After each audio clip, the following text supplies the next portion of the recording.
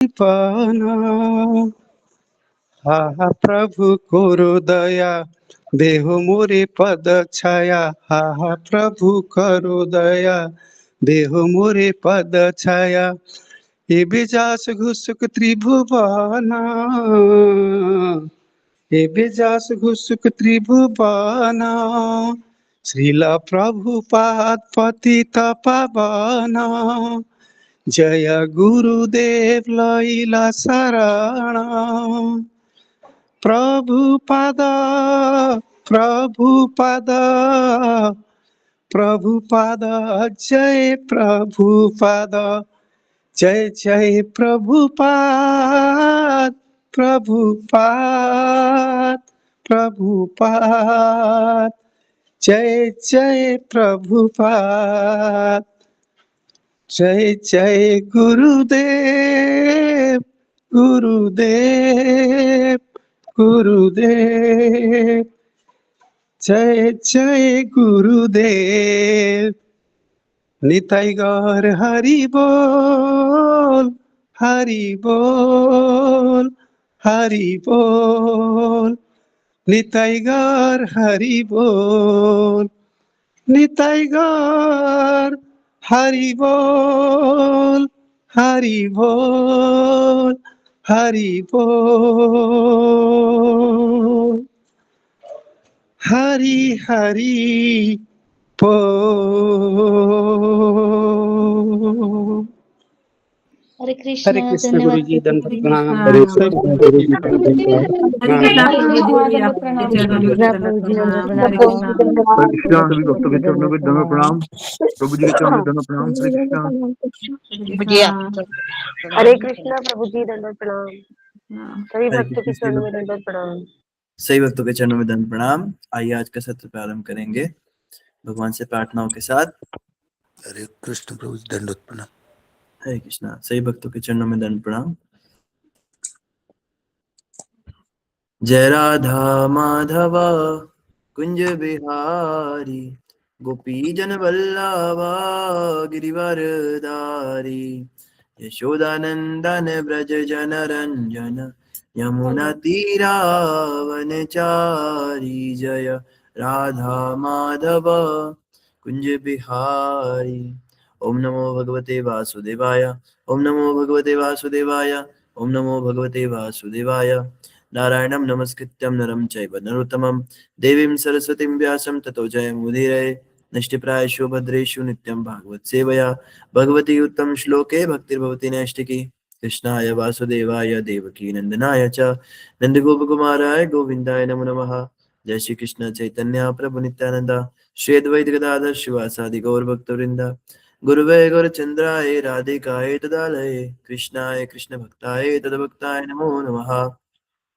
मूकं करोति वाचालं पङ्गुं लङ्घयते गिरिं, यत्कृपातमहं वन्दे श्रीगुरुं दीनतारिणं। श्रीपरमानन्दमाधवं श्रीचैतन्येश्वरं। हरे कृष्णा कृष्णा कृष्णा हरे हरे, हरे राम राम राम हरे हरे। हरे कृष्णा से भक्त और माताओं का हार्दिक स्वागत है आज की श्रीमद् भागवतम की इस कक्षा में। स्वागतम सुस्वागतम। और हम चर्चा करें श्रीमद् भागवतम स्कंद 1 अध्याय नंबर 11 श्लोक संख्या 4 और 5 पढ़ेंगे आज हम सभी। तो जल्दी से श्लोक आपकी स्क्रीन पर ले आते हैं। सभी भक्तों से प्रार्थना अपना माइक करेंगे अनम्यूट और हमारे पीछे श्लोक पढ़ने का प्रयास करेंगे। सभी को श्लोक दिखाई दे रहा है तो सभी जो है मेरे पीछे बोलेंगे। तत्रोपनीत बलवो, तत्रोपनित बलिया, रवेर्दीप्तमिवाता,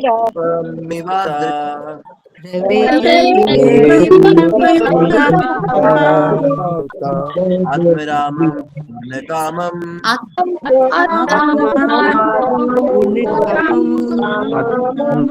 निजलाभेन नित्यदा।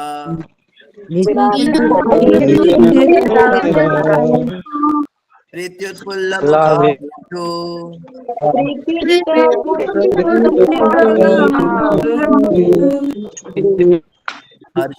हर्षगद्गदया गिरा।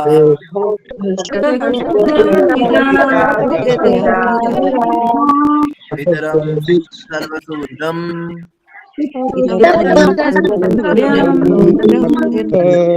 अवितारमिवार्भकाः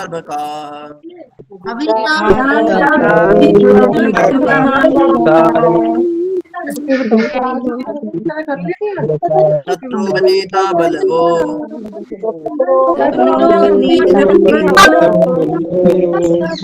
दीपामिवावृताः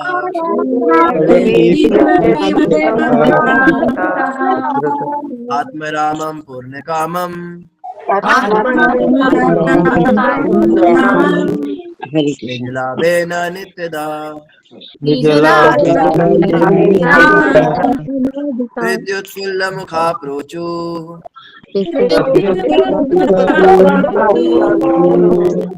हर्षगद्गदया गिरा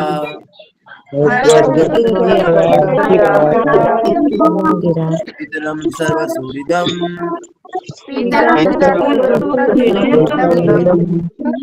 अवितारमिवार्भकाः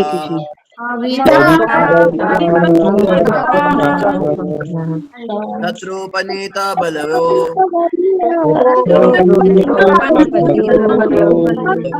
दीपमिवाद्रिताः आत्मरामं पूर्णकामं निजलाभेन नित्यदा विद्युत्फुल्लमुखा प्रोचु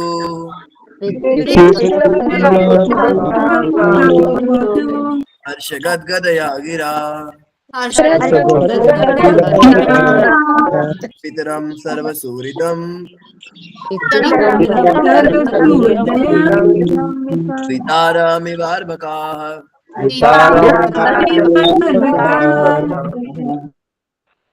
बहुत बहुत धन्यवाद सही भक्तों का। तो आज क्षमा कीजिए, आज श्लोक हम रीड नहीं कर पाएंगे क्योंकि समय का थोड़ा अभाव है और श्लोक भी बड़े हैं। तो हम सीधा आज अनुवाद पे उतरते हैं। पिछले श्लोक में हमने क्या पढ़ा था, कौन बताएंगे? पिछले श्लोक में हमने क्या पढ़ा था?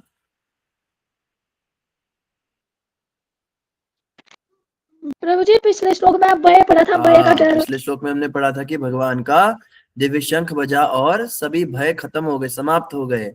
और उस शंख के बजने के बाद क्या हुआ? सभी द्वारकावासी भगवान की ओर दौड़े और आनंदित हुए भगवान की तरफ। देखिए यहाँ पे ये शब्द आ रहे हैं, भौतिक जगत में साक्षात भय को भी भयभीत बनाने वाले उस शब्द को सुनकर द्वारका के नागरिक उनकी ओर तेजी से दौड़ने लगे, जिससे वे भक्तों के रक्षक भगवान का चिर अभिलाषित दर्शन कर सके। तो भगवान के चिर अभिलाषित दर्शन करना चाहते हैं। और जैसे यहाँ पे बताया, प्रत्युदयु प्रजा सर्वा, सारी जो प्रजा थी वो क्या हो गई? वो भागी। और हरे कृष्णा, क्षमा कीजिएगा। भर्तृ दर्शन लालसा, भर्तृ कहते हैं रक्षक को, भर्तुर जो सबके भरता है। भरता मतलब जो सबका भरण पोषण करते हैं। दर्शन लालसा, उनके दर्शन की लालसा से ही ऐसा हुआ, ये सारे के सारे उनके दौड़े। तो हरे कृष्णा, क्षमा कीजिए।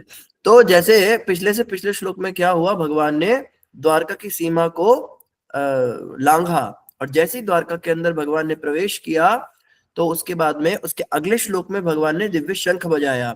शंख का वर्णन आया, शंख लाल लाल हो गया भगवान के मुख और हाथों के स्पर्श से। और उसके बाद उसके अगले श्लोक में शंख को सुनकर सारे द्वारका के निवासी दौड़ते हुए भगवान के आगे आ गए, भगवान के पास आ गए। प्रजा सर्वा शब्द आया था, प्रजा सर्वा, तो द्वारका की जितनी प्रजा थी वो भगवान की ओर दौड़ी। और संभावित है कि इस श्लोक में क्या होगा, अब भगवान से वो बातें करेंगे या भगवान से मिलेंगे, भेंट करेंगे, ठीक है ना। एक श्लोक में तो उनको पता चला, सूचना मिली कि भगवान आ गए। दूसरे श्लोक में वो भगवान के निकट आए, तो तीसरे श्लोक में भेंट ही करेंगे। तो इन दो श्लोकों में द्वारका के निवासियों का भगवान के साथ भेंट करने का वर्णन है। कैसे भेंट की उन्होंने, भगवान से कैसे मिले, क्या बातचीत हुई, आइए जानते हैं। तत्र उपनीत बलयो, तत्रोपनीत बलयो, तत्र कहते हैं उसके बाद, तत्पश्चात, किसके बाद? दौड़ कर आने के बाद, जब सारे दौड़ कर आए उसके बाद क्या हुआ, तत्र उपनीत बलय, बलयो का मतलब होता है भेंटे, भेंटे मतलब गिफ्ट्स लेकर आए, तोहफे लेकर आए। बलया उपनीता, उपनीत कहते अर्पित किया। आप देखिए भगवान के लिए तोहफे लेकर आ रहे, भगवान के लिए भेंटे लेकर आ रहे हैं। भगवान को किसी चीज की कमी है क्या? भगवान को किसी भी वस्तु की कमी नहीं होती, लेकिन भक्तों का भाव होता है भगवान को कुछ देने का। भगवान को देने का भाव किसके अंदर आता है? भगवान को देने का भाव उस व्यक्ति के अंदर आता है जो भगवान को अपना समझता है, जिसको लगता है कि भगवान मेरे अपने हैं। जिसमें भगवान अपनापन है ही नहीं, वो क्या भगवान को कुछ देगा? उसके लिए भगवान को कुछ देना मतलब उसके उसके सिर में दर्द हो जाएगा, उसके हाथ पैर कांपने लगेंगे। किसी ऐसे व्यक्ति से दान मांग लो, चंदा मांग लो, 20 रुपए देने में भी उसकी हालत खराब हो जाती है, क्योंकि प्रेम ही नहीं है। प्रेम बिना सर्वस्व भी दे दो, भाव बिना सर्वस्व भी दे दो, मैं कभी लेता नहीं। भाव से एक पत्ता भी दे तो मुझे स्वीकार। भाव का भूखा हूं मैं, और भाव ही बस एक सार। तो जिसमें प्रेम ही नहीं है, भाव ही नहीं है, वो क्या भगवान को कुछ देगा? हम भी भगवान की सेवा करते हैं, देखो प्रेम तो हम में भी नहीं है, सीधी सी बात है। भाव हम में भी नहीं है भगवान के प्रति। हम विग्रह ले आते हैं, गोपाल जी हमारे घर में है, गौर निताई है, जगन्नाथ जी हैं, जो भी भगवान हमारे घर में है, तो उनको भोग लगाना, उनको वस्तुएं अर्पित करना, उनको भेंटे देना हमारी मजबूरी बन जाती है, क्योंकि भाव नहीं है। भाव का अभाव होने के कारण विग्रह सेवा जो है, ये श्री विग्रह, ये गाल ग्रह बन जाते हैं। है तो वो श्री विग्रह भगवान साक्षात, लेकिन वो गाल ग्रह, गले का फंदा बन जाते हैं, फांसी बन जाते हैं। रोज इनको कुछ खिलाना पड़ेगा बना के, रोज इनको इत्र लगाओ, इत्र अभी तो 1 महीने पहले आया था, इतनी जल्दी खत्म कैसे कर दिया, अब नया लाना पड़ेगा। ड्रेस अभी तो लाए थे, फट गई, पुरानी हो गई, बहुत है, 4-5 तरह के कपड़े हैं भगवान के पास, और कितने लाने हैं। और आभूषण की तो बात ही छोड़ दीजिए, आभूषण के नाम पे तो भगवान के साथ ऐसा मजाक होता है, उसको तो हम अपने बच्चों को भी ना पहनाएं जो भगवान को डालते हैं। बिना भाव के लोगों की बात कर रहे हैं। तो भेंटे देने का जो ये सिलसिला है, ये उसके अंदर आता है, जो जिसको भगवान के प्रति भाव होगा, जिसके हृदय में भगवान के प्रति कुछ प्रेम होगा। तो कुछ चीजें ऐसी है जो भगवान को अवश्य देनी चाहिए। देखो अब ये तो सिखाने का विषय नहीं है, ये तो ऑटोमेटिक मन में होना चाहिए भगवान को हम ये दे, लेकिन चलो हमारे अंदर है नहीं तो हम सीख लेते हैं। एक तो भगवान को इत्र जरूर चढ़ाना चाहिए, रोज इत्र लगाना चाहिए सुगंधी के लिए, सुगंध, धूप दीप गंध नैवेद्य, जिसमें गंध आता है, गंध बड़ी जरूरी चीज है। एक भगवान को तुलसी पत्र जरूर चढ़ाना चाहिए रोज, और एक भगवान को चंदन जरूर लगाना चाहिए, चंदन का टीका लगाना चाहिए। माथे पे और चरणों पर भी चंदन लगा सकते हैं, सर्दी गर्मी दोनों मौसम में चलता है। माथे पे जो तिलक लगाते हैं उस पे तो चंदन आप लगाते ही हैं, लेकिन चरणों पर तुलसी के साथ चंदन लगाया जा सकता है। तो ये 2-3 वस्तुएं जरूर चढ़ानी चाहिए, और फल और मेवे का भोग जरूर लगाना चाहिए।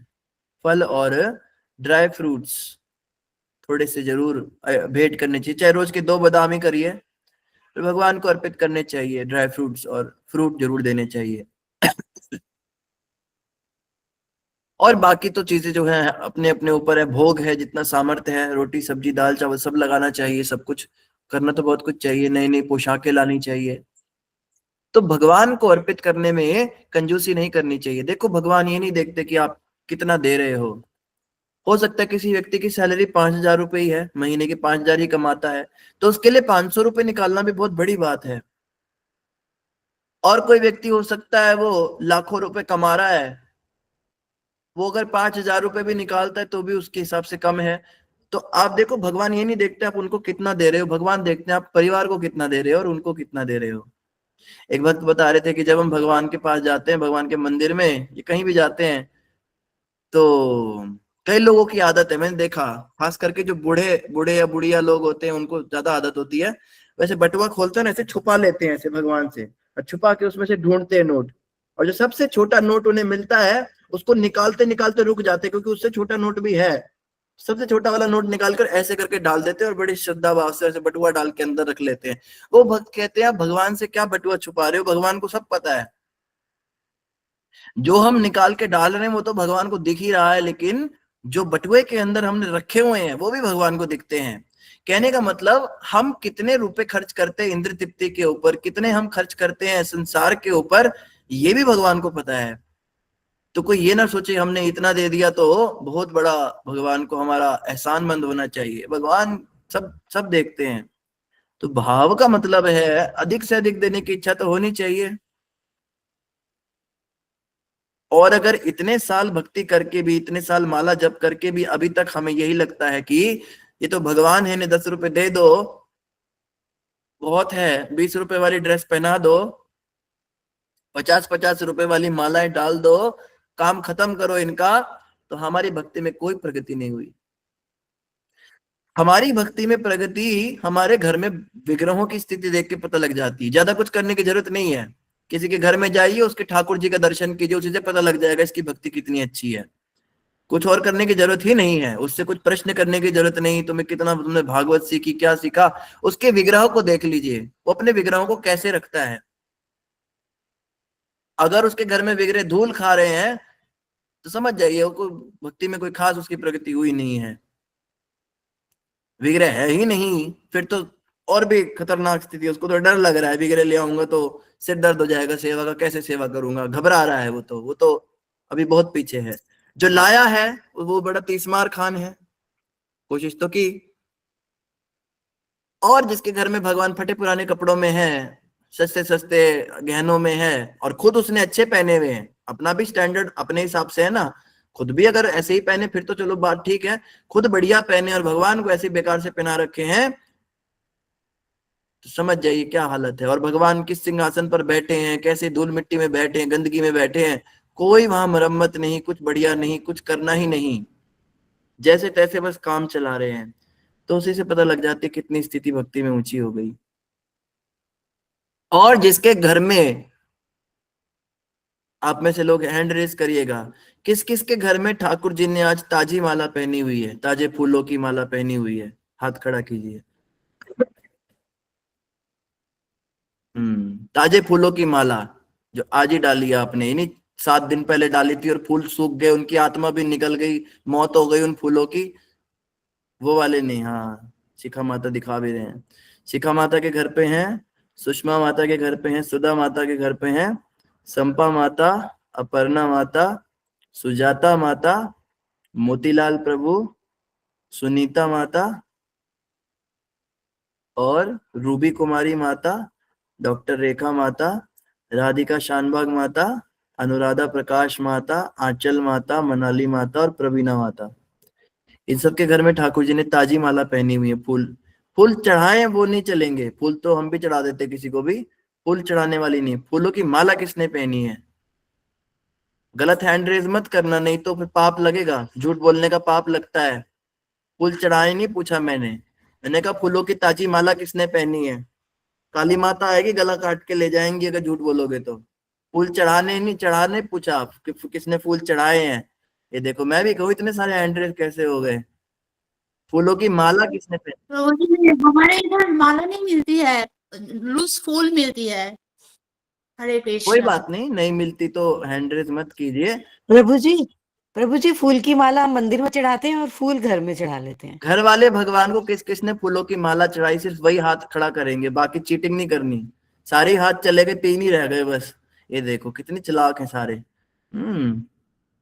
सिर्फ शिखा माता रह गए, सुषमा माता रह गए। दर्शन भी कराओ साथ में, चेकिंग होगी आपकी, आप झूठ बोल रहे हो सच बोल रहे हो। और हाँ देखो हैंड डाउन हो गया प्रूफ रीडिंग में। अपर्णा माता, सुषमा माता और शिखा माता। हाँ, अपर्णा माता के भगवान के दर्शन कर लेते हैं। दिखाओ माता फूल कहाँ चढ़ाए हैं। ये तो पन्नी में पैक करे हैं फूल, आपने ये दिखा रहे हो। भगवान इसके अंदर, ये लिफाफे के अंदर है। भगवान जी कहाँ हैं आपके। आप म्यूट हो माता जी।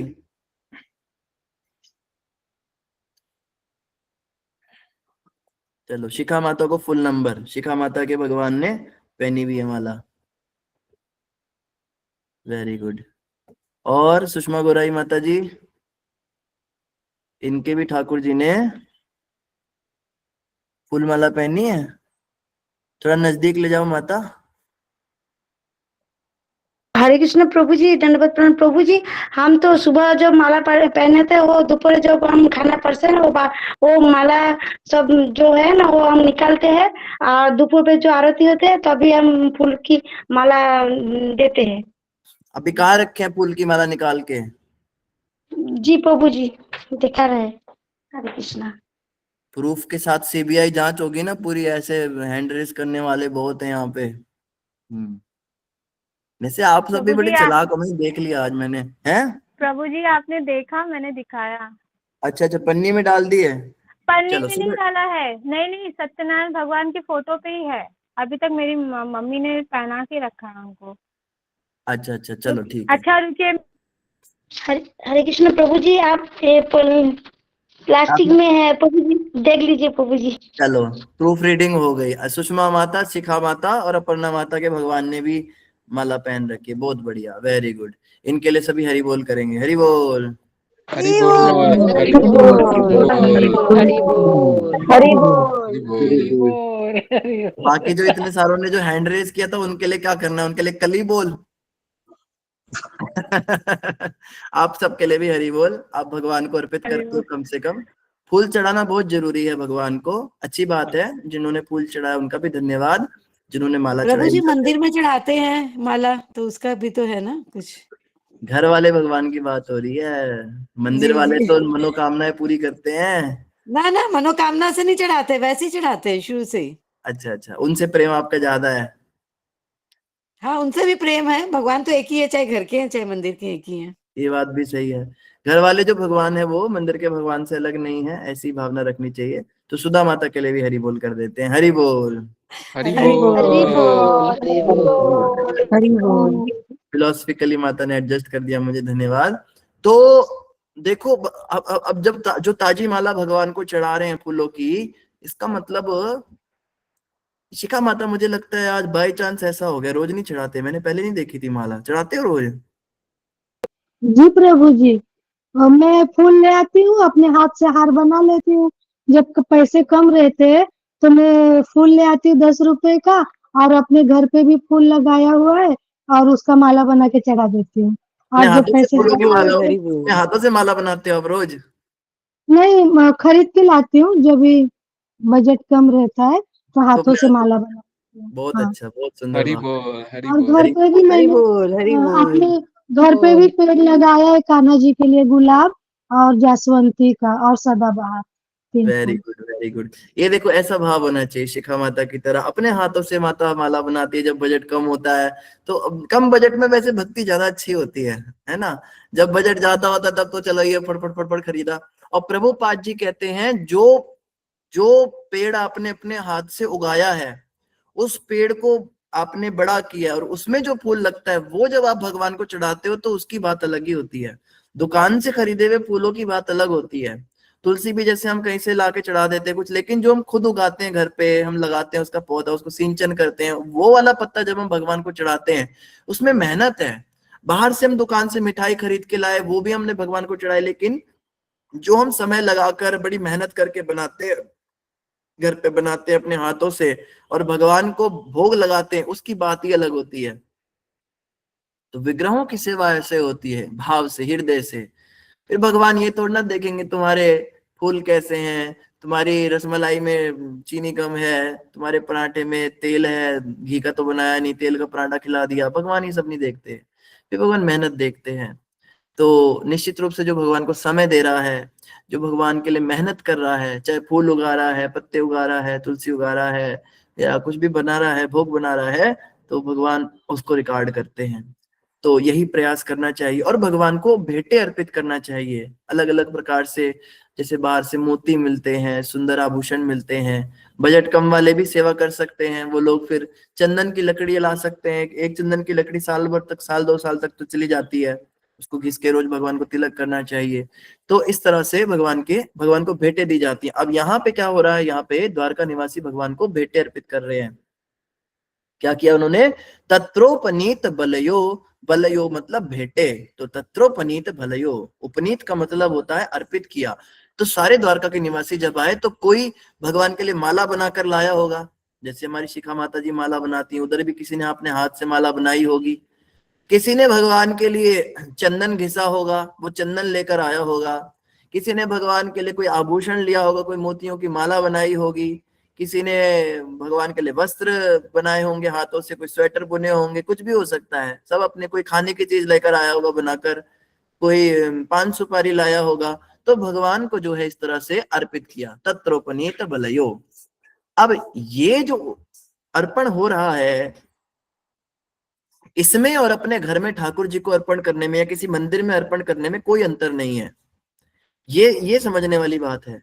द्वारका में जब भगवान आ रहे हैं, उनको अर्पित हो रहा है, और हम किसी मंदिर में जाके अपने घर में भगवान को कुछ अर्पित कर रहे हैं, तो साक्षात एक ही बात है। ये नहीं कि ये तो मूर्ति है, वहां तो साक्षात भगवान थे, उनको दिया होगा उन्होंने। ऐसा भाव नहीं रखना। ऐसा भाव रखना विग्रहों के प्रति सेवा अपराध है। यही अपराध के कारण हमारी सेवा सफल नहीं हो रही है, हमारी सेवा सिद्ध नहीं हो रही है। कभी भी विग्रह को ये नहीं समझना चाहिए कि वो भगवान से अलग है या भिन्न है। प्रतिमा नाई तुमी साक्षात ब्रजेंद्र नंदन, यही भाव रखना चाहिए। तो तत्रोपनीत बलयो, और फिर रवेर दीपा मिवाद्रिता। अब ये बहुत इंपॉर्टेंट है, रवे दीपा मिवाद्रिता। किसी प्रकार का अहंकार नहीं होना चाहिए। रवे मतलब रवि, रवि कहते सूर्य को, दीपम दीपक दिखाने के समान, इवा सदृश, सदृश आद्रिता, आदर पूर्वक क्या कर रहे हैं, सूर्य को दीपक दिखा रहे हैं, मानो ऐसा कर रहे हैं। अब आप सोचिए, सूरज को कोई दीप दिखाएगा तो क्या सूरज कहेगा चलो मुझे तुमने मेरा बड़े अंधेरे में जी रहा था, तुमने मुझे राह दिखा दी। तुम्हारा दीपक ना होता तो पता नहीं, मुझे तो रास्ता ही ना दिखता, मुझे कहाँ जाना है। सूरज के आगे दीपक की कोई वैल्यू नहीं। तो भगवान को अगर कुछ दे दिया तो कोई बहुत बड़ी बात नहीं कर दी हमने। भगवान को कुछ भी भेंट करना ऐसे ही जैसे सूर्य को दीप दिखाना, या गंगा के जल में गंगा का ही जल डाल देना, तिलांजलि दे देना, उसको अंजलि दे देना। ब्रह्म को ब्रह्म अर्पित करके क्या बड़ा काम किया। जैसे मायावादी लोग बोलते हैं, भोग तुझको क्या क्या लगाऊं जो दुनिया को खिला रहा है, वस्त्र तुझे क्या उड़ाऊं जो दुनिया को उड़ा रहा है। जो दुनिया को खिला रहा है उसको मैं क्या खिलाऊं, और अगर खिलाऊंगा भी तो वो उसी का बनाया हुआ है। हम अपने से कुछ बनाकर दें तो कह सकते हैं कि हमने कुछ दिया। आपके घर पे कोई अतिथि आया, अतिथि आके क्या करता है, मान लो आपका कोई मामी मौसी फूफा कोई आया आपके घर में, कोई ठीक है कोई रिलेटिव आया, और जैसे आपके घर में बैठा तो उसने क्या किया, आपके टेबल के ऊपर एक कोई शो पीस रखा था, उसे उठाकर कहता ये मैं आपके लिए लाया हूं, रख लीजिए इसको। आपके ही टेबल से उठाकर आपका ही शो पीस आपके हाथ में देकर कहे मैं आपके लिए लाया हूं, तो आप उसे क्या कहोगे, उसे कहोगे तू पागल है, ये तो मेरा ही उठा के तू मुझे ही दे रहा है, इसमें तूने क्या मेहनत की। तो ये ऐसा ही है, भगवान की सृष्टि से ही चीज उठाकर भगवान को ही दे देना, तो इसमें दिया क्या, देने वाले ने दिया क्या और लेने वाले ने लिया क्या, वो तो उन्हीं का था। तो कुछ पैसे अगर निकाल कर दे भी दिए भगवान को तो वो उन्हीं के थे। ईशवासमिदं सर्वम यत् किंचित जगत्याम जगत, सब कुछ भगवान का है। ईशवासमिदं सर्वम, सारा जगत, सर्वम जगत, सब कुछ भगवान का है। तेरा तुझको अर्पण क्या लागे मेरा, स्वामी जय जगदीश हरे। तन मन धन सब कुछ है तेरा, स्वामी सब कुछ है तेरा। सब कुछ तो भगवान का है। तो भगवान वस्तु तो नहीं, वस्तु देना तो ऐसे ही है जैसे सूर्य को दीप दिखाना, ये चीज तो क्लियर है। भगवान के पेड़ का केला तोड़ के भगवान को ही दे दिया, तो वस्तु का तो कोई मूल रहा नहीं, भाव का ही मूल है एकमात्र। क्योंकि उसको देते समय आपने क्या हृदय में सोचा कि मैं भगवान आपको कुछ दूं, और आपने जो मेहनत की उसको बनाने में, वो मेहनत का ही मोल है। समझ रहे हैं बात को।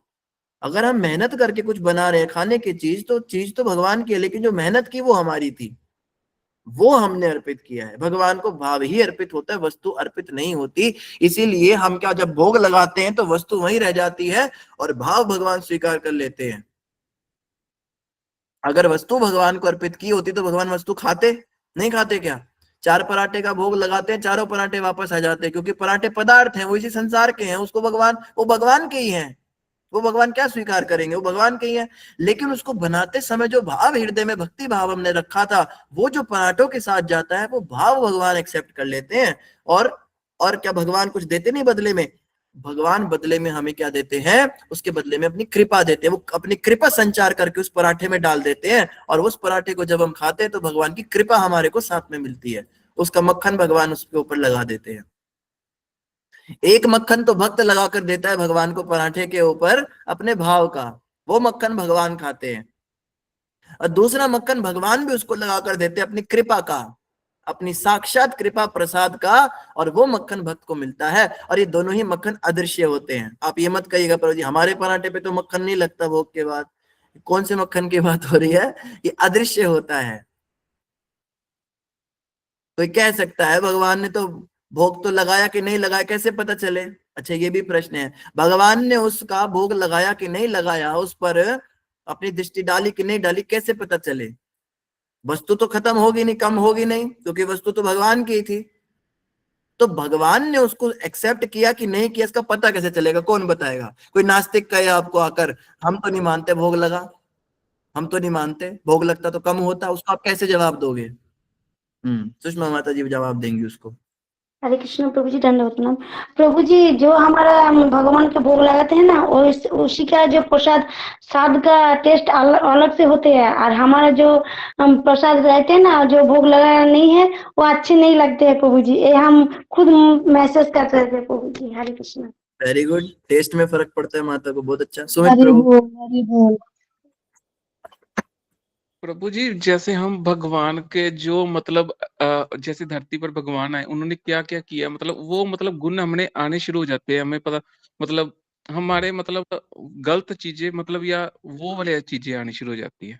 गलत विचार खत्म होते, भगवान जैसे गुण हमें हाँ आने हाँ। लगते। Very good. रंजना माता।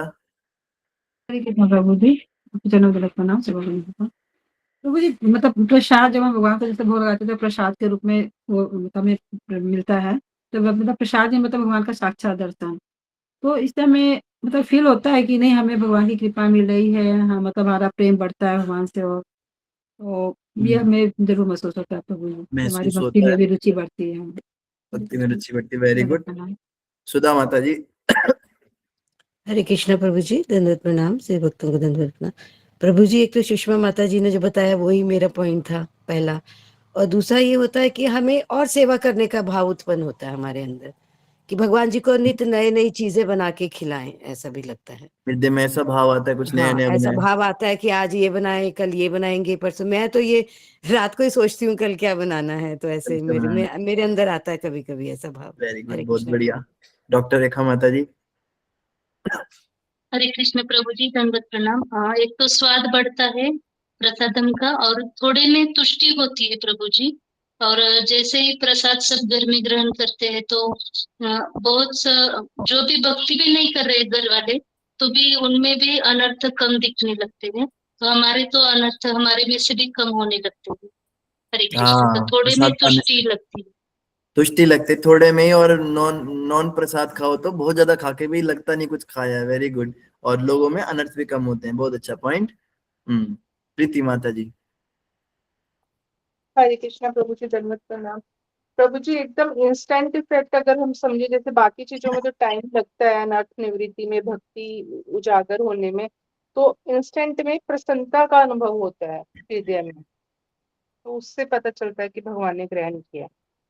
बहुत अच्छा। अगर प्रसाद सही से भोग लगाए तो उसको पाते ही हृदय गदगद हो जाना चाहिए। प्रसाद पाते ही आंखों से आंसू बहे और बहुत हृदय में प्रसन्नता का अनुभव होता है। बहुत बढ़िया। शिखा माता जी। प्रभु जी, हरे कृष्ण, दंडवत प्रणाम। आवाज प्रीति माता जी ने बोला, जैसे डॉक्टर रेखा माता जी ने बोला, यही मेरा भी है प्रभु जी। वैसे घर में सब रोटी सब्जी खाते हैं, तो मैं पूछती हूँ खाना, जैसे ये लोग तो ये खा रहे, तो आपका क्या मन है? आप ऐसे ही रहोगे? तो फिर जो मेरे दिमाग में फटाक से आता है, तो मैं ये सोचती हूँ कि मेरे कान्हा जी को बस यही खाना है। फटाक से दूध लेके आती हूँ, सेवई बना देती हूँ, सब तब सबके मुंह से लाल टपकता है, मिलेगा, मिली नहीं मिलेगा। भगवान का प्रसाद है, सब में बटेगा। तो मेरे अगल बगल वाले बोलते हैं, आज इनके कान्हा जी को ये भोग लगा है, आज हमें प्रसाद मिलेगा। मेरे बगल वाली बोलती है, आज इनके कान्हा जी को सूजी का हलवा खाना था, आज सूजी का हलवा बना है, आज मिलेगा। तो प्रभु जी ये मन में ये भाव आता है कि आज मेरे कान्हा जी को ये खाना है। आज जैसे प्रभुपाद जी ना वो पोहा भून के खाते थे ना, वो सफर में भी लेके जाते थे। तो कभी कभी मेरे कान्हा जी का वो खाने का मन होता है, तो मैं उसमें मखाना, सिंगाना, बादाम सब डाल देती हूँ, तो वो सब बना के भूख, तो फिर जो कान्हा जी खाते हैं वही मैं खा के फिर पूरे दिन रहती हूँ। तो शाम को अगर उनको दाल चावल का भोग लगाया तो फिर मैं भी वही खाती हूँ। बहुत तो बढ़िया, ऐसा धन्यवाद माता जी। सभी भक्तों ने बहुत अच्छा उत्तर दिया। तो सबसे सटीक जो उत्तर था, सभी का उत्तर सही था, सभी ने बड़े अच्छे अच्छे पॉइंट्स बोले, पर जो सबसे कहते टू द पॉइंट जिसे कहते हैं, वो सुमित प्रभु का उत्तर था।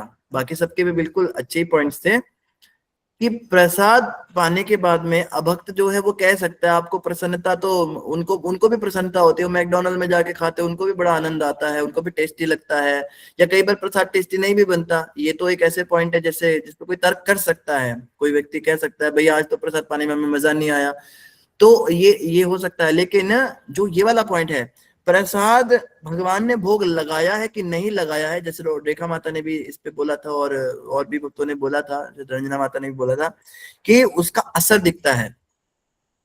हमारे घर में ठाकुर जी भोग लगा रहे हैं तो उसका असर हमारे व्यवहार पे दिखेगा। हमारे अंदर अनर्थ कम होने चाहिए, हमारे अंदर एक भक्तों वाले गुण आने चाहिए, भगवान वाले गुण हम में विकसित होने चाहिए, हृदय में प्रेम भाव उत्पन्न होना चाहिए, शांति आनी चाहिए, मन शांत होना चाहिए, स्वभाव चंचलता का स्वभाव है उस स्थिर मन होना चाहिए, झगड़े करने की जो प्रवृत्ति है वो कम होनी चाहिए, हमें कला कलेश की वृत्ति कम होनी चाहिए। अगर ये सब नहीं हो रहा है तो हमारे घर में ठाकुर जी भोग नहीं लगा रहे हैं, सीधी सी बात है। चाहे टेस्ट कितना अच्छा लग रहा हो, चाहे लोग भी पड़ोस के भी खुशबू सुन के आ रहे हैं, वो सब भी ठीक है, क्योंकि ये सब भौतिक जगत में भी दिखता है, ठीक है ना। लेकिन जो खा रहा है, जो प्रसाद को पा रहा है, पाने वाले के ऊपर भक्ति जागृत होनी चाहिए, उस पर भक्ति का संचार होना चाहिए। इसलिए हमने देखा है मंदिर का प्रसाद पाने में और घर का प्रसाद पाने में बहुत अंतर है।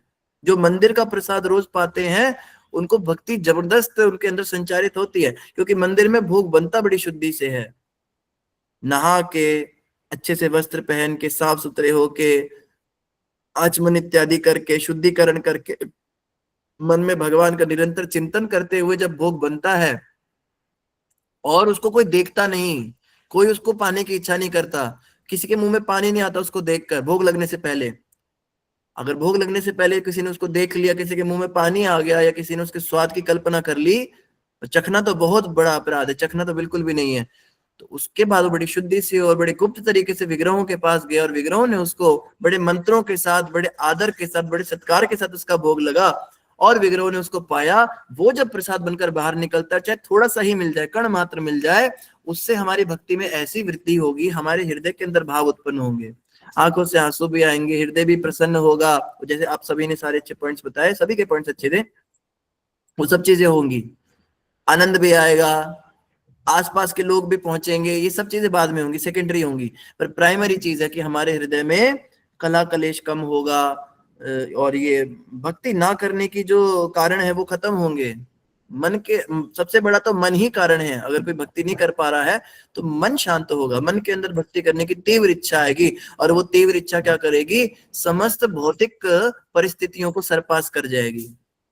फिर चाहे मार उठे या बाबा हमने तो हाँ कर दी, वही वाली बात है। चाहे पति बुरा माने, पत्नी बुरा माने, घर वाले परेशान हो, नौकरी पे बहुत ज्यादा प्रेशर आ जाए, कुछ नहीं रोक सकता भक्ति करने से। फिर उसको, उसके हृदय में तीव्र लालसा, उसको कौन रोक लेगा। हवा और पानी अपना रास्ता खुद ही बना लेते हैं, उसके सामने कितने भी चुनौतियां आ जाएं, वो आंख बंद करके चलता जाएगा, दुनिया उसको रोकती जाएगी। माँ बाप कहेंगे पागल हो गई है, पागल हो गया है, मंदिर जाने के लिए रिस्ट्रिक्शन लगेंगे, रोक लगेगी। जितना लोग रोकेंगे उतना ज्यादा भक्ति होगी, जितना रोग लगेंगे, जितनी बीमारियां लगेंगी उतनी ज्यादा माला होगी। माला नहीं करने की हालत, उंगलियों में दर्द हो गया तो काउंटर खरीद लेगा, उंगली पे चिपका के उसको बटन दबाता रहेगा, माला नहीं रुकेगी, उसकी भक्ति रुकेगी नहीं, हैम्पर नहीं होगी। क्योंकि मन के अंदर, हृदय के अंदर तीव्र लालसा भक्ति की जागरी है, और वो भक्ति जो जागरी है वो भगवान की कृपा से, वो भगवान डाल रहे हैं, समझ रहे हैं, भगवान दे रहे हैं, वो उत्साह भगवान देते हैं, वो उत्साह जीव की सामर्थ्य से परे की बात है। और वो उस पराठे के ऊपर लगा हुआ मक्खन है जो भगवान डालकर देते हैं। लेकिन मक्खन किस पराठे पे लगता है? जिस पर भाव का मक्खन अच्छा लगा हो। इसलिए काम वाली के हाथ से भोग बनाना, पड़ोसन के हाथ से भोग बनाना, दुकान में वो जो नाक पहुंच के जो उसका बिना हाथ धोए बना रहा है, उसके समोसे बड़े स्वादिष्ट, भगवान को बड़ा मजा आ जाएगा। समोसे देख के भगवान के मुंह में पानी नहीं आएगा, क्योंकि वो सारे समोसे उन्हीं के हैं, उन्हें खाने होंगे तो दुकान से ही खा लेंगे। खैर, ये भाव अच्छा है हमारा कि हमें सोचते टेस्टी, जो हमें टेस्टी लगेगा भगवान को भी लगेगी, सरलता का प्रतीक है, अच्छी बात है, पर फिलॉसफी भी समझनी है। एक बार हम एक दुकान पे गए, ठेले पे ले गई एक माता जी, हमें ठेले पे गए थे तो चाट खा रहे थे, हमें भी मिली चाट। उसको बोला भाई एक चम्मच दे दे, चम्मच से खाएंगे। तो बड़ा साफ सुथरा था वो व्यक्ति, चम्मच को उसने कपड़े से अच्छे से साफ करके पहुंच के दिया। हमने कहा बड़ा साफ सुथरा रेस्टोरेंट है, थोड़े मतलब ढाबा है, ठेला है, जो भी है। थोड़ी देर बाद उसने क्या किया, उसी कपड़े से अपनी नाक पहुंच ली, मतलब मुंह ऐसे पहुंच लिया। फिर हमें पता लगा ये चम्मच जो है ये तो चरणामृत के साथ में मिली, हम इसका अधरामृत इसमें मिला है। तो फिर वो चाट गले के नीचे गई नहीं।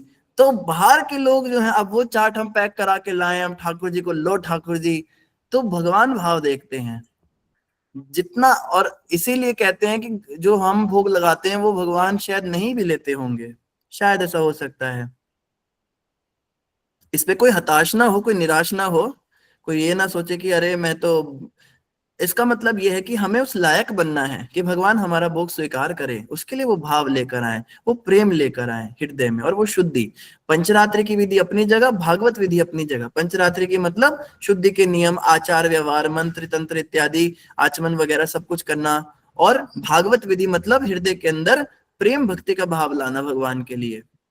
इन दो के साथ जब हम कोई भेंट अर्पित करते हैं तो भगवान उसको स्वीकार करते हैं। और भगवान ने हमारी भेंट स्वीकार करी, इस बात का क्या परिमाण है? इसका परिमाण है हम में भक्ति संचारित होगी, हमारे अंदर दिव्य गुणों से हम विभूषित होंगे, अच्छे गुण हम में आएंगे, भगवान की स्मृति आएगी हमारे दिमाग में, भगवान हमें याद आएंगे दिन में, अगर हमने सही से भोग लगाया है। केवल भोग लगाने से हम भक्त बन सकते हैं। माताएं जो होती है ना घर गृहस्थी में, वो कहती है प्रभु जी हम माला नहीं कर पाते, हम लेक्चर नहीं कर पाते, हमारे पास टाइम नहीं है, हमारे घर वाले पसंद नहीं करते, मैं छुप छुप के करना है। खाना तो खुल के ही बनाते हो, खाना तो एक ऐसी चीज, भगवान ने पेट दे रखा है, दो रास्ते हैं उसके, ऊपर का ढक्कन है, एक नीचे का ढक्कन है। कभी ऊपर का खुलता है तो नीचे का बंद रहता है, नीचे का खुलता है तो वो खाली हो जाता है। खाली अगर एक ढक्कन होता, ऊपर का भर के सारी जिंदगी सो जाते। नीचे का भी ढक्कन भगवान ने लगा रखा है, फिर खाली हो गया। अपने लिए तो बनाना पड़ेगा ना, अपने लिए और अपनों के लिए तो बनाना पड़ेगा ना। भोजन बनाने में तो घर वाले मना नहीं करेंगे, नहीं तुझे भोजन नहीं बनाना है, प्रभु जी मैं छुप छुप के बनाती हूँ। तो भोजन जब बनाते हो तो उसको प्रेम भक्ति भाव से क्यों नहीं बना पाते? उसको भोग ही लगा दो भगवान को, उतने में ही भगवत प्राप्ति हो जाएगी। शबरी को कैसे भगवत प्राप्ति हुई बताइए? विदुरानी को कैसे भगवत प्राप्ति हुई बताइए? भगवान को भोग लगाने मात्र से उनको भगवत प्राप्ति हुई, भगवत प्रेम उनके हृदय में जागा। तो कौन कहता है कि, और माताओं के पास तो ये विशेष कला है, वो बहुत स्वादिष्ट प्रसाद बनाना जानती हैं, उनके अंदर ये कला होती है, उनको प्रकृति ने इस तरह से बनाया है, वो बड़ी कलात्मक होती हैं, कुछ नया नया नया नया करना चाहती हैं, और बड़े डिटेलिंग के साथ वो। और भगवान की जो प्लेट होती है भोग की, वो बड़ी सजा के ले जानी चाहिए, बड़ी सुंदर रोटियां ऐसे फोल्ड करके रखी हैं। और आप सोचिए जैसे हम किसी शादी ब्याह में वो कैसे खिलाते हैं, वो हमको वो सजाते हैं ना, वो जो सैलेड वगैरह लगा होता है, कितना बफे होता है, कितना उसके फूल बना के रखते हैं, टमाटर के और खीरे ऐसे टेढ़े मेढ़े काटते हैं, और उसमें पत्ते से बना के रखते हैं। मूली काटते हैं तो टेढ़ी टेढ़ी करके लंबी लंबी काटते हैं। वो चक्कू भी उनका अलग तरह का होता है, उसमें सब चारों तिकोने से होते हैं। बड़े सुंदर नक्काशीदार तरीके से प्लेट भगवान की देख के आनंद आ जाए। महाप्रसाद की थाली इतनी सुंदर होनी चाहिए भगवान को, उसमें गुलाब के पत्ते थोड़े बहुत छिड़क सकते हैं। तो हम ये सब जहमत क्यों नहीं उठाते? क्योंकि हृदय में भगवान के प्रति अभी प्रेम और भाव नहीं है, इसलिए हम इतनी जहमत नहीं उठाते, इतने मेहनत नहीं करते हैं भगवान के लिए। तो जिसके अंदर भगवान के प्रति भाव आएगा वो डिटेलिंग में जाएगा, डिटेल में सेवा करेगा। भगवान को बहुत तरह तरह से प्रसन्न करने का प्रयास करेगा। अभी जैसे हम एक उदाहरण आपको दिखाते हैं, ये देखिए हम आपको एक थाली दिखाते हैं। ये किसी के घर की थाली है, कोई मंदिर की थाली नहीं है। ये किसी भक्त ने अपने घर पे भोग लगाया भगवान जी को। ये देखिए, ये जयप्रदा का महाराज जी भी है यहाँ पे, इनका ही कोई शिष्य होगा। ये आप देख सकते हैं, ये सेब का इन्होंने क्या बना रखा है यहाँ पे। ये सेब है, ये पता नहीं इन्होंने खीरे को काटा हुआ है। ये बीच में इन्होंने शायद संतरे का कुछ बना रखा है। यहाँ पे मिर्ची है, वो पुजारी जी ले गए थे, उनसे बोलो उसको बंद करे। उसको देखो कहाँ है। ये रोटी इन्होंने कैसे फंसाई हुई है, बीच में चावल डाला हुआ है ना, पानी भी है, सब कुछ है, नींबू भी काटा है। ऐसे अब अपनी थाली का फोटो खींचे हम, हमारी जो ठाकुर जी की थाली होती है उसका फोटो खींचे। कईयों की तो थाली ही नहीं होगी, पैकेट खोला और पैकेट का पैकेट ही रख दिया भगवान के आगे कोई चीज, तो बिना बर्तन के भी कई लोग भोग लगा देते हैं। तो ये नहीं है कि मतलब कॉपी पेस्ट करने के लिए नहीं हम कह रहे हैं, मतलब भाव की बात है। भगवान को बड़ा सजा के, सजाना भी है और स्वादिष्ट भी बनाना है। ये नहीं सजाया तो बहुत अच्छा भगवान का, वाह कितना सुंदर दिख रहा, खाते का ये क्या बना दिया इसने, तो ऐसा भी ना हो। स्वाद भी होना चाहिए, सजावट भी होनी चाहिए, और भगवान जी के लिए थोड़ी मेहनत करनी चाहिए। आरती की थाली जब लगाते हो भगवान की, तो जिस प्लेट में फूल रखते हैं तो फूलों का ऐसे फेंक नहीं देना चाहिए। फूल ऐसे ऐसे बढ़िया से लगा के, पीले पीले गेंदे लगा के, अंदर व्हाइट वाली लाइन लगा के, बीच में गुलाब का फूल रख दिया, सुंदर, भगवान को अच्छा लगे भगवान को। तो भक्ति इज इन डिटेल्स, जैसे परम पूज्य राधानाथ महाराज कहते हैं, भक्ति मीन्स डिटेल्स।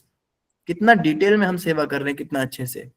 तो खैर ये तो द्वारका के निवासी हैं, ये तो बड़े सुंदर सुंदर बेटे लाए होंगे और बड़े प्रसन्नता पूर्वक भगवान ने इनको स्वीकार भी किया होगा। तो तत्रोपनीत बलयो रवेर दीपा मिवाद्रिता, तो भेंटे तो ऐसी थी जैसे सूर्य को दीप दिखाया जाता है, पर बड़े बड़े भाव से अर्पित करी तो क्या हुआ, आत्मा रामम पूर्ण कामम। ये चढ़ा किसको रहे हैं, आत्मा रामम, ये आत्मा राम को चढ़ा रहे हैं। आत्मा रामम, आत्मा राम मतलब जिसको किसी की जरूरत ही नहीं है, अपने आत्मा में ही रमण करते हैं। भगवान का नाम एक है आत्मा रामम। आत्मा रामम मतलब भगवान कह लो कि सेल्फ सेटिस्फाइड हैं, उन्हें किसी वस्तु की, किसी व्यक्ति की, किसी भक्ति की कोई अपेक्षा ही नहीं। संसार से, सृष्टि से किसी की कोई अपेक्षा नहीं, वो बहुत आनंद में है।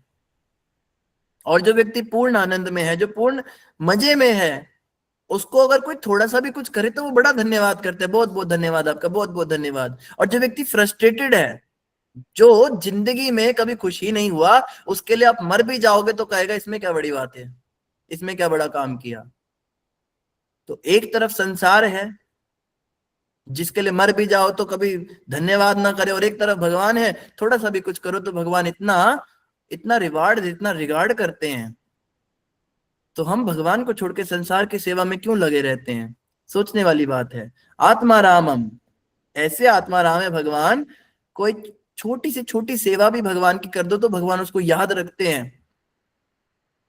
द्रौपदी ने एक छोटी सी साड़ी का पल्लू फाड़ा था भगवान की उंगली पे, जब चोट लगी थी तो द्रौपदी को बदले में उन्होंने कितना चीर बढ़ाया उनका, जिस समय उनको आवश्यकता थी तब उनकी मदद करी। स्वल्पमपि यस्य धर्मस्य त्रायते महतो भयात्। भगवत गीता में कृष्ण कहते हैं, इस मार्ग पर की गई थोड़ी सी उन्नति भी, थोड़ी सी प्रगति भी व्यक्ति को बड़े से बड़े संकट से बचा लेती है। कल को जब हमें भगवान की आवश्यकता होगी, किसी बड़े एक्सीडेंट में हम फंसे होंगे, कहीं किसी बड़े उसमें हम फंसे होंगे, कोई बहुत ज्यादा हम पे आर्थिक संकट आने वाला होगा, कोई बहुत बड़ी हमसे कोर्ट कचहरी में हमें खड़ा किया गया होगा, हमसे कोई अपराध हुआ होगा, वहां भगवान हमें बचाने आएंगे। हमारी इस छोटी सी भक्ति के, हमने बस एक माला बना के पहना दी, एक छोटा सा फूल भगवान को चढ़ा दिया, उसके बदले में हमें ऐसा मिलेगा। सही बात है, ये झूठी बात नहीं है, भगवत गीता में लिखा है। भगवान झूठ थोड़ा ना बोलेंगे, मैं झूठ बोल दूंगा। भगवान के लिए आपने एक पेचकस खोल के भी डब्बे में डाला होगा तो भगवान उसको भी याद रखेंगे। भगवान के लिए भगवान की परिक्रमा लगाई होगी। देखो ना, एक चूहे की कथा आती है। वो चूहा कार्तिक के महीने में एक मंदिर में गया और दीप में से घी पीना चाहता था, तो दीप जल रहा था, बंद नहीं हुआ था। घी पीते पीते उसके दांतों में ज्योति अटक गई, दांत जल गए उसके, पूरा गिरा उसके अंदर, पूरा ही तल गया बेचारा गरम गरम घी में, मर गया। और मरने के बाद उसको बहुत बड़े राजा का शरीर मिला, क्योंकि कार्तिक महीने में दीपदान का फल मिल गया। जब दांत हिला रहा था तो दीपदान हो गया उससे। जो गलती से इनसे ये हो रहा है, हमने इतने दीपदान किए भगवान को, हमें भगवान कुछ नहीं देंगे क्या? एक चूहे ने गलती से क्या तो राजा बना दिया उसको, तो हम तो जानबूझ के कितने कितने हजारों दीप चढ़ा चुके होंगे भगवान को अब तक, तो भगवान हमें नहीं देंगे क्या उसका फल? सब मिलेगा, सब्र रखो। भक्ति में अधीर नहीं होना चाहिए। इतनी भक्ति कर रहे, इतनी माला कर रहे हो तो कुछ नहीं रहा प्रभु जी, जिंदगी में कुछ अच्छा नहीं हो रहा, अपना टाइम आ नहीं रहा, नौकरी लग नहीं रही, काम बन नहीं रहे, घबराया मत करो। देख हम घबरा जाते हैं, हम अधीर हो जाते हैं। भक्ति धैर्यपूर्ण होती है। उत्साह निश्चय धैर्यात, धैर्य बहुत जरूरी है भक्ति में। हमारे कर्म कट रहे हैं लेकिन हमें दिखते नहीं। जैसे एक कथा आती है, एक व्यक्ति था, एक बार काशी में पहुंचा, भगवान विष्णु का भक्त था, रास्ता समझ नहीं आ रहा था क्या करे, उसको कुछ समझ नहीं आ रहा था, तो बैठ गया वहां पे, और बहुत हृदय से उसके भाव बहुत अच्छा था, उसका घर बार सब संसार छोड़कर आया था। तो साक्षात भगवान शंकर जी गुरु बनकर आ गए उसके सामने। सत्य घटना है, अभी हाल ही की घटना है, कोई 200-300 साल पुरानी बात है। शिव जी जब गुरु बनकर आ गए तो उन्होंने आके बताया, क्यों परेशान हो, क्या चाहते हो? भगवान को मिलना है मुझे। अच्छा मैं बताता हूँ क्या करो, तुम एक पुरुष चरण करो। पुरुष चरण होता है 12 साल तक एक मंत्र का लगातार जाप करना। तो पुरुष चरण दे दिया उसने, उसको मंत्र दे दिया शिव जी ने, मंत्र देकर कहते पुरुष चरण करो फिर मिलूंगा तुम्हें, और वो अंतर ध्यान हो गए। अब वो बैठा और वो माला बड़े अच्छे से बड़े मन से उसने 12 साल तक वो पूरा पुरुष चरण किया। उसके बाद कुछ भी नहीं हुआ, भगवान की ना दर्शन हुए ना कोई भक्ति में आगे बढ़ा, 12 साल उसके बेकार। अब वो ढूंढ रहा है कहाँ गए गुरु जी। जब ढूंढ रहा था तो शिव जी फिर प्रकट हो गए, गुरु बनकर आ गए। हाँ भाई, बोला कुछ भी नहीं हुआ गुरुदेव, आपने तो कहा था ये होगा। कहते श्रद्धा रखो, हौसला मत हारो, एक और पुरुष चरण करो, इस बार जरूर मिल जाएंगे। फिर से बैठा, फिर से उसने 12 साल मेहनत की। 12 साल हम तो 12 दिन में कहते प्रभु जी भगवान के दर्शन नहीं हुए हमें तो 24 साल बीत गए जीवन के। अगले 12 साल के बाद जब उसने 12 साल कंप्लीट हुए, उसके तुरंत बाद उसको फिर भगवान नहीं दिखे, ना भगवान दिखे ना दर्शन में, कुछ भी नहीं हुआ। 12 साल फिर बेकार। अब फिर से ढूंढने लगा गुरु जी को, बुढ़ा हो गया, 24 साल निकल गए, उम्र काफी हो गई उसकी। तो अब की बार शिव जी आए और फिर से गुरु बन के कहते हैं भाई एक और पुरुष चरण करो। कहते बस मेरी बस हो गई, अब नहीं मुझे और कुछ करना, कुछ नहीं होता माला से, कुछ भी नहीं, कुछ तो दिखे, थोड़ी लाइट ही दिख जाती, हल्का फुल्का कोई कुछ विकार ही कम हो जाते, कोई काम क्रोध कम होते, कुछ कुछ संसार के कोई भौतिक चीज ही मिल जाती, नौकरी ही लग जाती, कुछ कोई खाने को ढंग का मिल, कुछ भी नहीं हुआ, कुछ भी नहीं हुआ। तब शिव जी कहते तुम्हें लगता है कुछ नहीं हुआ? तो उन्होंने कहा पीछे मुड़कर देखो। तो पीछे मुड़कर जैसी देखा तो बड़े बड़े पर्वत धू धू करके जल रहे थे, धुआं निकल रहा था काला काला। कहता ये कौन से पर्वत? कहते ये तुम्हारे पूर्व जन्मों में संचित पाप कर्म है, जिनको 2 पुरुष चरण में जले हैं। पहले पुरुष चरण में पहला पहाड़ जला है, तुमने इतने पाप किए हैं कि उसका पूरा पहाड़ बन गया। ये सब तुम्हें भोगने थे, तुम्हारे ऊपर कैसे कैसे कष्ट आने थे तुम जानते भी नहीं हो, तुम्हारी कितनी बुरी हालत होनी थी। ये हरिनाम के प्रभाव से ये 2 पहाड़ तुम्हारे जले हैं, अब संचित सारे पाप खत्म हो गए, अब की बार पुरुष चरण करो, अब की बार भगवान मिलेंगे। फिर उसने पुरुष चरण किया और उसको भगवान के दर्शन भी हुए और भगवान की प्राप्ति भी हुई। तो अभी का किया गया हरिनाम तो पिछले ही पाप को काट रहा है, वो भी हम अच्छे से नहीं करते हैं। तो श्रद्धा होनी चाहिए, करते रहो, कुछ नहीं देखेगा होते हुए, कुछ दिखेगा ही नहीं, कुछ भी नहीं हो रहा है प्रभु जी, तो छोड़ देते हैं। कई भक्त छोड़ देते हैं, कभी छोड़ देते फिर पकड़ लेते फिर छोड़ देते हैं। तो ये हमें दिखता नहीं है असल में ना, सबसे बड़ी समस्या में दिखता कुछ नहीं। अगर हमें दिखने लगता ना तो कितना अच्छा होता। हमारे सिर के ऊपर ना 2 बैटरियां लगी होती है ना, एक लाल बैटरी एक हरी बैटरी। हरी बैटरी लगी होती उसकी पुण्य की, लाल वाली पाप की। तो हमने जैसे 16 माला की तो एक साल कम हो जाता लाल वाली बैटरी का, तो हमें दिखता हाँ भाई कुछ पाप तो कटे हैं आज। और हरी वाली थोड़ी सी ऊपर जाती तो दिखाई देता, तो थोड़ी मोटिवेशन मिलती, हाँ भाई कुछ हो रहा है। समस्या तो ये पाप पुण्य का अकाउंट दिखता नहीं है, किसके सर पे कितने पाप है कुछ दिखता नहीं है, कितने पुण्य। भक्ति करने के बाद क्या हुआ, कोई कहता है एकादशी निर्जला करो, बहुत महिमा सुना देगा, एकादशी निर्जला ये होगा वो होगा, भक्ति में बहुत आपकी ये होगी, पाप कटेंगे। आपने बड़े मनोयोग से एकादशी निर्जला करी और अगले दिन आप बीमारी पड़ गए, 7 दिन तक बिस्तर पर ही पड़े हो। भक्ति में तो क्या एडवांसमेंट होती, माला ही बंद हो गई। आपको प्रभु जी आपने तो कहा था एकादशी के बाद ऐसा हो जाएगा। धाम यात्रा का सुनेंगे, वृंदावन धाम कार्तिक महीना 7 दिन ये होगा वो होगा, आप होकर आए वहां जाके चप्पल भी चोरी हो गई, खाने को भी ठीक से मिला नहीं, गुम हो गए आप किसी मंदिर में, आपको कोई ढूंढने भी नहीं आया, और बुरे एक्सपीरियंस हो गए, और मन घर में आके और चिड़चिड़े हो गए, और इधर भी तबीयत खराब हो गई, बहुत ज्यादा स्ट्रेस के कारण बहुत ज्यादा नींद नहीं पूरी हुई, वहां पे महीना तो ठीक होने में लग गया, तो कहेंगे हमें मिला तो कुछ नहीं, नुकसान और हो गया, दिखता नहीं है कितना पाप कटा है हमारा। एक एक एकादशी का व्रत करने से कितने कितने जन्मों के पाप कटते हैं, एक एक भगवान का नाम जपने से, एक एक श्लोक पढ़ने से भागवतम का कितने पाप कटते, दिखता नहीं है, बस ये समस्या है। दिखने लग जाए तो फिर तो दुनिया करेगी ना, इसलिए तो भगवान दिखाते नहीं है। बिना दिखे जो करे वो श्रद्धावान है। श्रद्धावान जन है, श्रद्धावान जन है, नित्यानंद भगवान कहते श्रद्धावान व्यक्ति को मिलते हैं भगवान। जिसको दिख रहा है वो क्या श्रद्धा करेगा, श्रद्धा तो उसे कहते हैं जो दिखाई ना दे फिर भी मानता रहे, हाँ हो रहा है, कुछ तो हो रहा है। तो हो सकता है कुछ को अनुभव हो, कुछ को नहीं भी अनुभव हो, तो भी करते रहिए। और भगवान कहते हैं मैं किसी का ऋण रखता नहीं, मुझे कोई कुछ देता है तो मैं उसका उधार नहीं रखता, मैं उसको सूद समेत चुकाता हूं, उसको देता हूं, बदले में उसको सब कुछ देता हूं, समय आने पर उसकी बहुत मदद करता हूं। और सबसे बड़ी बात, जो कष्ट उसके जीवन में आने थे उन कष्टों से उसको बचाता हूं, वो हमें दिखता नहीं है। हम में से किसी के हाथ पैर तो नहीं टूटे ना एक्सीडेंट में, आप कैसे कह सकते हो कि हमारे लिखे ही नहीं थे टूटने। जब भी भक्तों के शरीर पर कोई खरोंच लग जाती है, आप समझिए कि बहुत बड़ा कुछ होना था, खरोंच में टला है। अभी कल परसों रसोई में मेरे हाथ में चाकू लग गया, पैर में ठोकर लग गई, कई बार ऐसा होता है, चलते चलते खून निकल जाता है, तो खुशी होनी चाहिए, भक्तों को नाचना चाहिए, हा भगवान ने कितना बड़ा कष्ट काटा इतने से। भगवान की भक्ति में सेवा में लगे हुए अगर मेरे शरीर में कुछ हुआ है, इसका मतलब सड़क पे कुछ बहुत खतरनाक हादसा होना था, और कईयों का होता है। आए दिन कितने लोग मरते हैं रोड एक्सीडेंट पे, कितने लोग गंदी गंदी बीमारियों से मरते हैं। हमें छोटे से जुकाम हो जाए, छींक आ जाए, खांसी आ जाए, भगवान बहुत बड़ा कर्म निकाल रहे हैं, छोटे में निकाल रहे हैं, दिखता नहीं है, बस समस्या ये। तो आत्मारामम, भगवान क्या है, भगवान आत्माराम है, उन्हें किसी की आवश्यकता नहीं है। और पूर्ण कामम, पूर्ण कामम मतलब क्या होता है, भगवान पूरी तरह संतुष्ट हैं, आत्मनिर्भर हैं और पूरी तरह संतुष्ट हैं। आप समझिए ये दो शब्द क्यों बोले गए, ये दो शब्द इसलिए बोले गए कि भगवान मरे नहीं जा रहे किसी की सेवाओं के लिए, भगवान मरे नहीं जा रहे कि भगवान को कोई भोग लगाए, या भगवान को कोई यहाँ पे दिया है ना बलया, बलया मतलब भेंटे, भगवान उनकी भेंटों के लिए मरे नहीं जा रहे थे। भगवान आत्माराम है और पूर्ण काम है, वो पूरी तरह संतुष्ट हैं। लेकिन फिर भी क्या, निज लाभे न नित्यदा, ये शब्द बड़े इंपॉर्टेंट।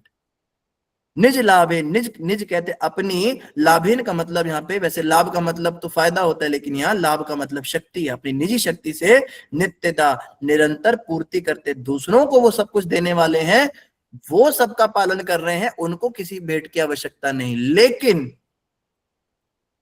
लेकिन अगले श्लोक में बताया जाएगा कि इसके बावजूद भी भगवान क्या करते हैं, भेंटें स्वीकार करते हैं। तो इन दो लाइनों से किसी के अंदर अगर अहंकार भरा हुआ है थोड़ा बहुत भी कि मैं भगवान की कुछ सेवा कर रहा हूं, तो वो खत्म हो जाना चाहिए।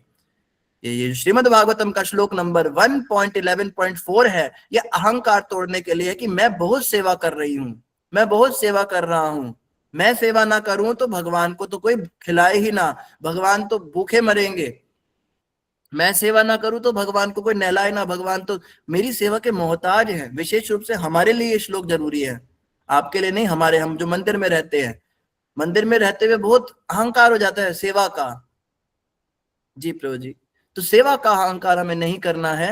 मेरी सेवाओं से कई भक्त होते कहते हैं मैं देखता हूं, मैं चला जाऊंगा मंदिर छोड़ के, कैसे मंदिर चलेगा, सेवा का अहंकार हो जाता है कईयों को। मैं भोग नहीं बनाने आऊंगी तो मेरे को पूछा जाए, हमारे हाथ पैर जोड़े जाए, मैं डोनेशन नहीं दूंगा तो मंदिर बंद हो जाएगा। तो ऐसे लोगों के लिए क्या है ये, आत्मारामम पूर्ण कामम, भगवान एक चुटकी बजाएं तो बड़े बड़े महल खड़े कर देंगे, छोटे से तुम्हारी झोपड़ी का क्या मंदिर तुम चलाते हो। तो ये श्लोक जो है बड़ा इंपॉर्टेंट है हमारे अहंकार को तोड़ने के लिए। और समय काफी ज्यादा हो गया है, इन्हीं शब्दों के साथ सभी का धन्यवाद। ग्रंथराज श्रीमद् भागवतम महापुराण की जय, जगत गुरु श्रील प्रभुपाद की जय, गौर भक्तवृंद की जय। सही भक्तों का बहुत बहुत धन्यवाद। हरे कृष्णा। किसी भक्त का कोई प्रश्न हो तो पूछ सकते हैं, बाकी भक्त लोग मीटिंग लीव कर सकते हैं। कृपया प्रश्न में प्रिसाइज रहें। जो रिलेटेड क्वेश्चन है केवल वही पूछें, क्योंकि कोई पर्सनल क्वेश्चन है तो प्रभु जी को आप बाद में फोन कर सकते हैं, पर इसमें केवल रिलेटेड क्वेश्चन पूछें। प्रभु जी का समय बड़ा कीमती है और बड़ा टाइम, मुश्किल से टाइम निकाल के हमारे लिए हमारे लिए कृपा करते हैं प्रभु जी। तो कोई लेंथी क्वेश्चन ना पूछे, केवल रिलेटेड क्वेश्चन पूछे। धन्यवाद। हरे कृष्णा। धन्यवाद प्रभु जी। आपकी अनाउंसमेंट सुन के सब इतने डर गए, किसी ने हाथ ही नहीं खड़ा किया, कोई प्रश्न ही नहीं पूछ रहा है। ठीक है, कोई बात नहीं। ठीक है, आज के सत्र से लगता है कोई प्रश्न है नहीं किसी को। हाँ, अंतर्यामी प्रभु जी कुछ कहना चाहते हैं। हरे कृष्ण प्रभु जी, दंडवत प्रणाम। आपके चेहरा में मुस्कुराहट ही मेरा प्रश्न है। क्या बोलूं, बहुत खुश हूं आपको देख के और आपकी मुस्कुराहट चेहरा को देख के, जो अवर्णनीय है, मैं बोल नहीं सकता। बस एक छोटी सी प्रश्न है, वो कुछ नहीं है, ऐसे ही है कि हम पार्थिव जीवन में भयभीत क्यों रहते हैं। हरे कृष्ण गुरु जी, दंडवत प्रणाम। बहुत बहुत धन्यवाद अंतर्यामी प्रभु जी, और आपका बहुत धन्यवाद। आप इसी प्रकार से हमारे लिए मंगल कामना करते रहें तो हमारे चेहरे पे क्या सभी संसार पे मुस्कुराहट रहेगी। तो आपने कहा, जैसे एक भक्त ने मुझे कहा था कल परसों, वो कहता है, हर उस चेहरे पर मुस्कान है, हर उस चेहरे पर मुस्कान है जिसके पास इस्कॉन है। जो इस्कॉन में उसके ऊपर मुस्कान तो रहेगी ही, प्रभुपाद जी के आशीर्वाद से ये मुस्कान है। तो खैर, आपने जैसे प्रश्न किया पार्थिव जीवन में हम भय में क्यों रहते हैं, तो ये प वर्ग का संसार है। प वर्ग, ये प वर्ग है, और भगवान का जो धाम है वो अपवर्ग है। प्रभुपाद जी प वर्ग के बारे में बताते हैं। हिंदी में जब हम वर्णमाला पढ़ते हैं तो उसमें अलग अलग वर्ग आते हैं, क वर्ग, ख, ये ग वर्ग। तो प वर्ग क्या होता है? प, फ, ब, भ, म, इसको प वर्ग कहते हैं। और प का मतलब प से परिश्रम। सबसे पहले यहाँ पे बहुत मेहनत करनी पड़ेगी। इधर पेट लगाया हुआ है भगवान ने, कोई बैठ नहीं सकता। 4 दिन बैठेगा, 5वें दिन उसको कुछ ना कुछ करना ही पड़ेगा। खाना खाने के लिए पेट लगाया हुआ है तो कुछ तो करेगा। तो परिश्रम, परिश्रम से क्या होगा? फ मतलब फेन, उसके मुंह से फेन निकलेगा। इतनी मेहनत कराते हैं दुनिया में लोग, फेन निकल जाता है मुंह से, मतलब उसकी हालत खराब हो जाएगी, दुखी हो जाएगा। प फ ब, ब का मतलब होता है, ब का मतलब बंधन। परिश्रम से फेन, फेन से बंधन, संसार में बंधता चला जाएगा। जितनी मेहनत करेगा उतना बंधन उसको और जकड़ेगा, प्रकृति के 3 गुणों में बंधता चला जाएगा। तो प फ ब से बंधन, ब भ से भय। अब जितना बंधन में है व्यक्ति उतना भयभीत रहेगा। संसार में भय बहुत है। भयभीत कौन है? आपने कहा भयभीत वो है जो बंधन में बंधा है, जो संसार में बहुत परिश्रम, शुरुआत परिश्रम से हुई है, परिश्रम कर रहा है, फेन निकल रहा है, बंधन में फंसा है, वो व्यक्ति भयभीत रहेगा। और अंत में प फ ब भ और म से मृत्यु, एक दिन मृत्यु को प्राप्त हो जाएगा, मर जाएगा। ये इस संसार का प वर्ग है। मरने के बाद फिर पैदा होगा, फिर परिश्रम करेगा, फिर फेन निकलेगा, फिर बंधन में बंधेगा, फिर भयभीत रहेगा, फिर मरेगा, फिर अगला जन्म होगा। तो ये प वर्ग का संसार है। और भगवान का धाम है अपवर्ग। अपवर्ग मतलब जिसमें प वर्ग नहीं है, ना तो वहां परिश्रम है, ना फेन है, ना मृत्यु है, ना भय है, और ना ही वहां पे बंधन है। तो इस संसार में भय का एकमात्र कारण क्या है? भय का कारण है बंधन में फंसे होना, मोह माया में रहना। हमने पहले भी चर्चा की थी कि भिखारी जो है वो आराम से सोता है, रात को दरवाजा खोल के सोता है, उसको भय नहीं है, क्योंकि उसके पास कुछ है ही नहीं। जिस व्यक्ति के पास कुछ है उसे भय रहेगा ही रहेगा, अपने लिए और अपनों के लिए। ये है भय का कारण। इस दुनिया में कुछ भी अगर हमने अपना माना है तो भय रहेगा। जब हम कह देंगे सब ठाकुर जी का है, चला गया तो मेरा था नहीं, अगर कुछ चोरी हो गया, कुछ चला गया तो मेरा था नहीं, और मेरा है तो कहीं जाएगा नहीं। अगर कुछ मेरा ही है, भगवान ने मुझे दिया है, तो वो कहीं जाएगा नहीं। इस सोच के साथ जो व्यक्ति बिल्कुल भय मुक्त होकर जीवन जीता है, उसको भय नहीं होता। उसका कुछ चला जाए तो वो कहता है मेरा था ही नहीं, चला गया। वो ये नहीं कहता हाय मेरा चोरी हो गया। और अगर मेरा कुछ है, भगवान ने मुझे दिया है इस्तेमाल के लिए, तो वो कहीं जाएगा नहीं, वो चोरी नहीं होगा। चाहे मेरा पुत्र हो, चाहे मेरी पत्नी हो, चाहे मेरा पति हो, चाहे मेरा सामान हो, साज श्रृंगार का, मेरा घर हो, मकान हो, इसका मतलब नहीं ताले नहीं लगाने, ताले भी लगाने, लेकिन एक भजन हम सुनते थे, हमारी दादी गाती थी मंदिर में, दरवाजा खुला छोड़ आई मैया तेरे नाम पे। तो वैसे तो दरवाजा ताला लगा कर ही आती थी, लेकिन चलो गाने में क्या जाता है, वो गाने में कहती थी मैं दरवाजा खुला छोड़ आई मैया तेरे नाम पे, मुझे तुम्हारा भरोसा है, तुम्हारे नाम के भरोसे मैंने दरवाजा खुला छोड़ दिया। तो ये होता है, ये भय मुक्त व्यक्ति का यही एकमात्र रास्ता है, संसार में किसी चीज को अपना मानना बंद कर दे और किसी व्यक्ति से ममता रखना बंद कर दे। कुछ भी मेरा नहीं, ना मैं कुछ हूं ना मेरा कुछ है, ना तू कुछ है ना तेरा कुछ है, संसार में सब कुछ भगवान का है और कर्मों के अनुसार सब समय पे मिलेगा। जो मेरा होगा नहीं वो मुझसे छीन लिया जाएगा। मैं कितनी भी कोशिश करूं मेरे पास रहेगा नहीं। तो ये है भय मुक्त जीवन का। धन्यवाद प्रभु जी। जी प्रभु जी, बहुत बहुत धन्यवाद। एक छोटी सी प्रश्न को आपने इतनी अच्छे तरीके से आपने समझाए। और खांसी क्यों हो रहा है प्रभु जी? कहाँ गए थे? कोई सर्दी एरिया में गए थे या कैसे? थोड़ा सा ऐसी सर्दी जुकाम हो गया प्रभु जी अपनी लापरवाही से। नहीं, थोड़ा ख्याल रखा कीजिए। ज्यादा आजकल आपको मेहनत करना पड़ रहा है, मुझे पता है। समय आप अपने आप के लिए नहीं दे पा रहे हैं प्रभु जी। जैसे भगवान जी है, उनको भूत भविष्य वर्तमान सब पता रहता है, लेकिन हम जो बद्ध जीव है, हमें अगले पल में क्या घटने वाला उसके बारे में पता नहीं रहता।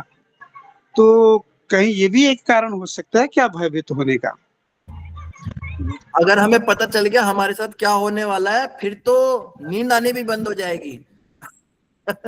ये कारण है भयभीत ना होने का कि हमें पता नहीं है। अगर हमें पता चल जाए कि कल को मेरा इतना बड़ा खतरनाक एक्सीडेंट होने वाला है, परसों मेरी मौत होने वाली है और मुझे बदनामी होने वाली है मेरी, फिर तो और भी खतरनाक हालत है। और भगवान की बड़ी कृपा है कि हमें पता नहीं चलता। ये भगवान की बहुत कृपा है कि हम भूल जाते हैं। एक तो भूलना बहुत अच्छी बात है। कई लोग कहते हैं भूल को जाते हैं, हमें पिछला जन्म याद रहना चाहिए। हम कहते हैं बहुत अच्छी बात है। हमारे साथ जो खराब एक्सपीरियंसेस हुए हैं, अगर हम उसको भूलेंगे नहीं ना, तो हमें तो खाना नहीं खाया जाएगा। तो ये तो भय ना होने का, भयभीत ना होने का कारण है। भय का कारण तो ये है, भय देखो किसे होता है, चोर को भय होता है, पुलिस को भय नहीं होता। अब आप आर्मी में सेवा करते हैं, आपको कोई डर थोड़ा ना आपको कोई पकड़ लेगा, लेकिन कोई उग्रवादी होगा, कोई चोर होगा, उसको 24 घंटे डर रहेगा।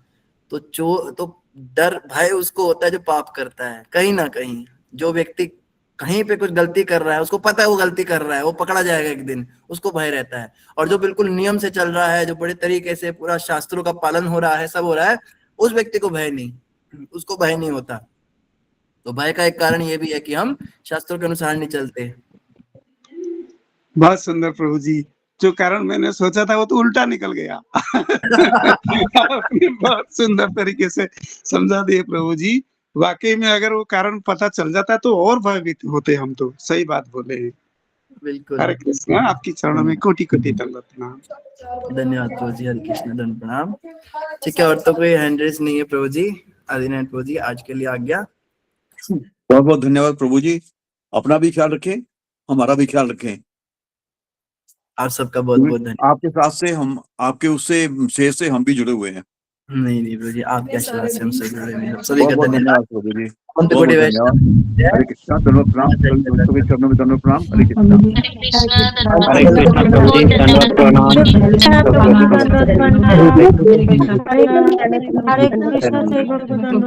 हरे कृष्ण से